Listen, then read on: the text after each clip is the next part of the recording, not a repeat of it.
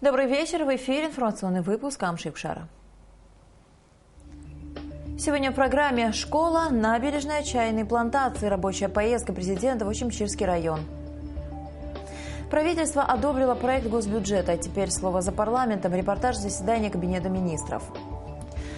Молодежная дипломатия. Развитие российско-абхазских отношений в современных условиях. Семинар в Агу. Сегодня Рауль Хаджимба совершил рабочую поездку в Очимчирский район. Президент побывал в 4-й средней школе Очимчиры, осмотрел набережную и посетил село Моква. Подробности в репортаже Ренаты Шакая. Рабочая поездка главы государства началась с посещения 4-й средней школы Очимчиры. Сегодня в ней обучаются 147 детей из 5 сел района. Школе требуется ремонт. Кровля здания была заменена 15 лет назад. Все эти годы детям приходилось сидеть в кабинетах, где практически не было окон. Но в этом году они встретят зиму в тепле. Идет процесс замены окон. Отапливать помещение дровяными печками теперь не придется. Облагораживается территория школы. В планах достроить футбольную площадку. Береговая зона в Очимчире сегодня в плачевном состоянии. При каждом шторме берег размывает набережную.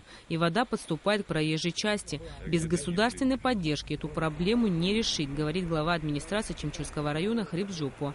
Местные жители обратились к президенту с просьбой помочь в благоустройстве набережной. На сегодняшний день это единственное место, куда они могут выйти на прогулку.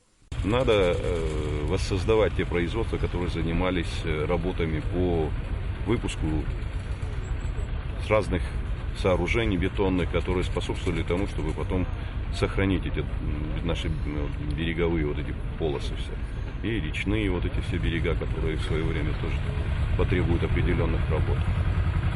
Но надежда есть на то, что Бзыбский док будет запущен. Одна из самых серьезных проблем в городе – это заросшие ливневки. Каждый раз, когда шел дождь, они переполнялись и затапливали частные секторы. Пока администрация своими силами решает этот вопрос. Практически все канавы расчищены, уровень воды спал, угрозы подтопления нет. Но работы еще очень много.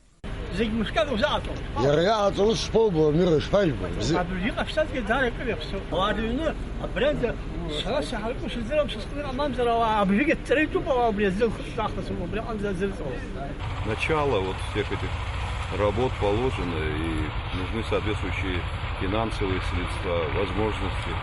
Но надо было начать. За 20 лет практически в городе, вот вы видели, все ливневки пришли в негодность. Все заросло. Сегодня вот предстоит еще большой объем работы для того, чтобы город немножко хотя бы вышел из того состояния, в котором он находится. Рауль Хаджимба в ходе рабочей поездки в Очимчирский район также побывал на Мокском чайном совхозе и пообщался с его руководством. Речь шла о проблемах чайного производства, а также о возможности выхода местного продукта на российский рынок. Рената Шакая, Алексей Кухова, Абхазское телевидение.